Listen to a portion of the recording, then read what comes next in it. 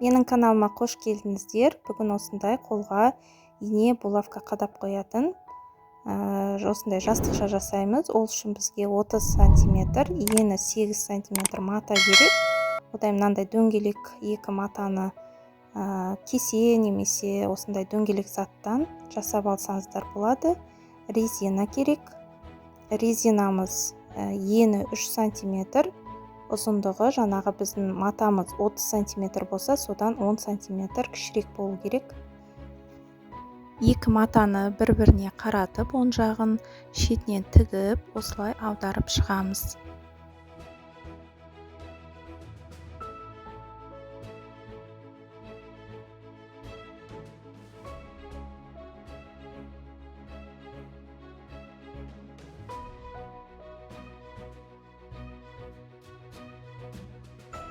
Осылай сызғыштың көмегімен тез аударып алуға болады.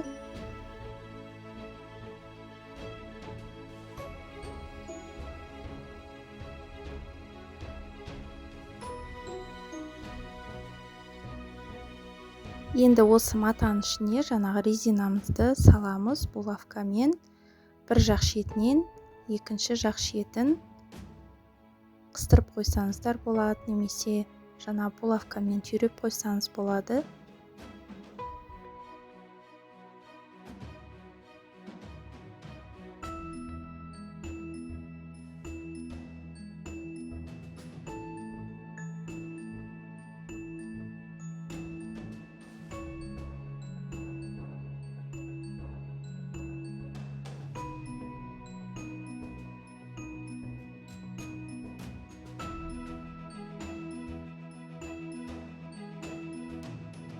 Енді осы резинамыз ішіне кіріп кетпеу үшін осылай бірнеше рет закрепка жасап, машинамен жүргізіп шығамыз.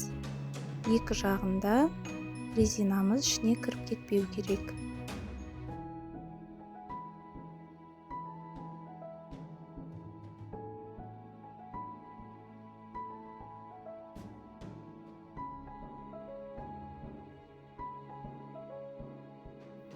Артық жіптерін барлығын алып тастаймыз.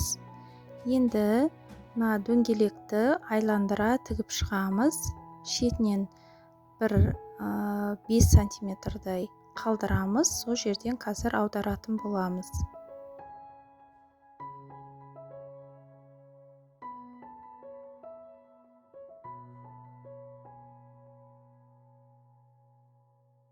Осылай оңай аударып шығамыз. Енді ішіне сіздерде қалған синтепон немесе холофайбер, менің мынау салып жатқаным альпалюкс көрпеден қалған.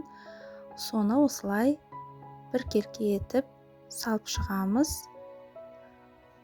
Сол жерде қалған жаңағы 5 сантиметр қалдырған жерімізді сыртынан бастырып, ішіне қарай тігіп шығамыз.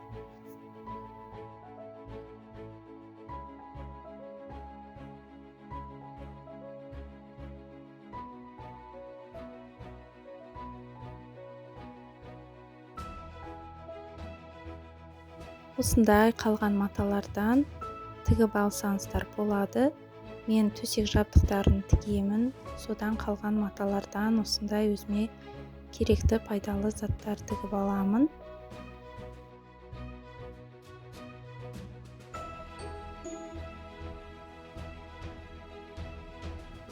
Енді мына дөңгелектің астыңғы жағына жаңа резинамызды тігеміз. Екіге орап, осылай тігіп шығамыз. Мұқият қараймыз, яғни біздің тігісіміз маталар шығып тұрмау керек. Ішіне қарай бүктетіліп, осылай тігіледі. Тура ортасынан тіксеңіз болады.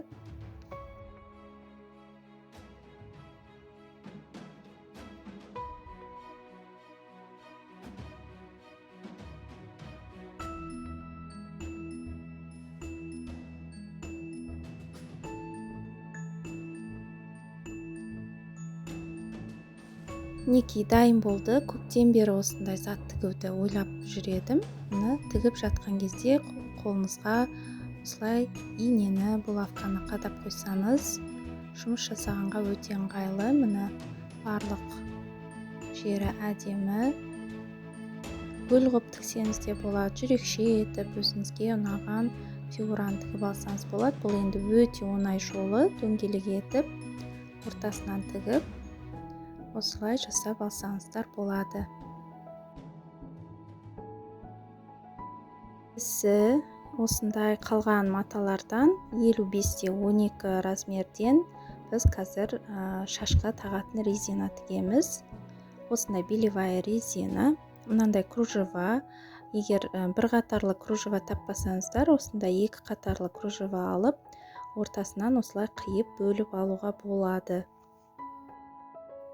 Енді біз тігуді бастаймыз. Бір 5 сантиметрдай қалдырып кетесіз бас жағын.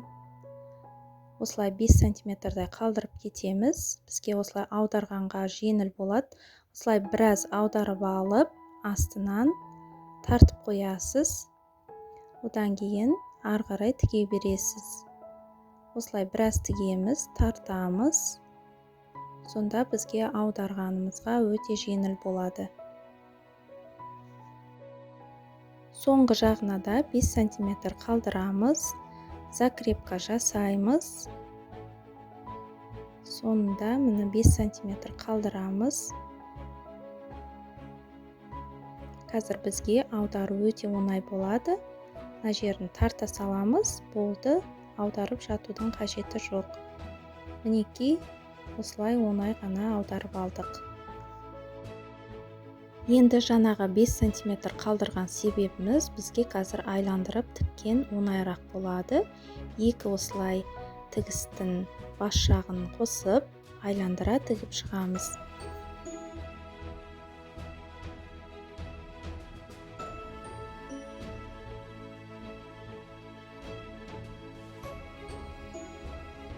Бас жағында және аяқ жағында закрепка жасауды ұмытпаймыз.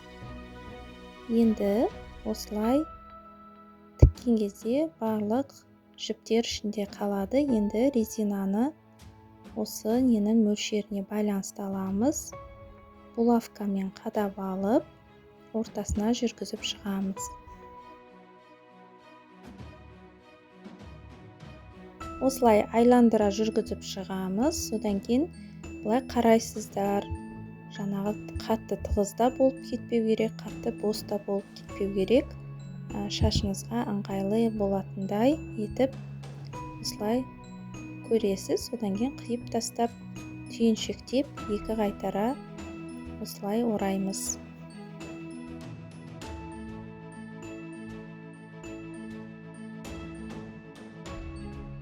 Енді жаңағы қалған жерін осылай ішке қайтара тігіп шығамыз.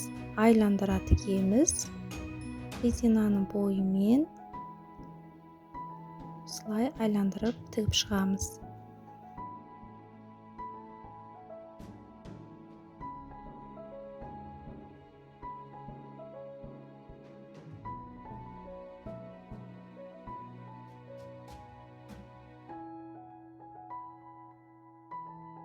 Артық жіптердің барлығын қиып алып тастаймыз.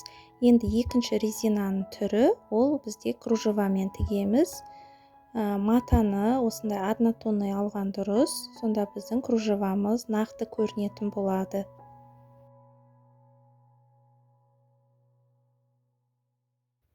Матаны оң жағына қаратып, екіге бүктеп, ортасына жаңағы кружеваны салып отырып жүргіземіз.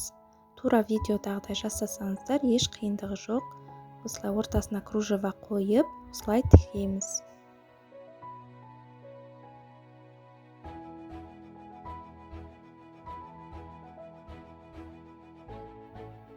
Бас жағына 5 сантиметрдай қалдырып, закрепка жасап, осылай тігіп шығамыз. Аударғанға жеңіл болу үшін бас жағынан бастап, аударып, жаңағыдай етіп тартып отырамыз. Осылай аударған вариант маған өте жақсы ұнайды, себебі бұндай жіңішке затты аудару оңай емес. Сондықтан осылай тартып отырсаңыз, еш қиындығы жоқ. Соңғы жағына бағанағыдай 5 сантиметр қалдырамыз.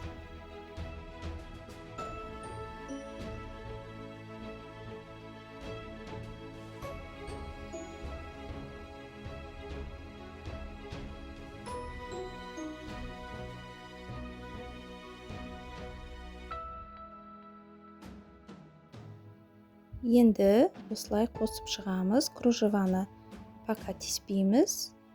Ең бірінші айландырып осылай матаның өзін тігіп шығамыз.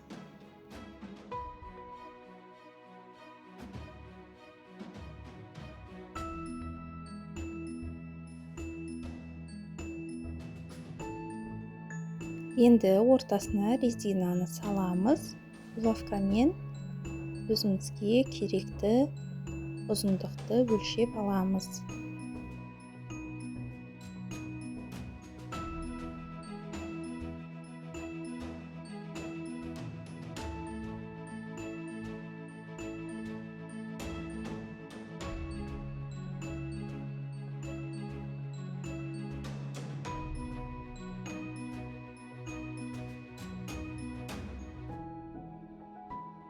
Енді шет жағынан бастырып тігіп шығамыз. Закрепка жасап, кружеваны ортасына саламыз. Осылай тура видеодағыдай тігіп шығамыз. Мінекей өте әдемі болып шығады. Үйде қалған мата болсын, велюр мата болсын. Бұл жерде менде хлопок мата, басқа да созылатын трикотаж болсын, любой матадан тігіп алсаңыздар, өте әдемі болып шығады.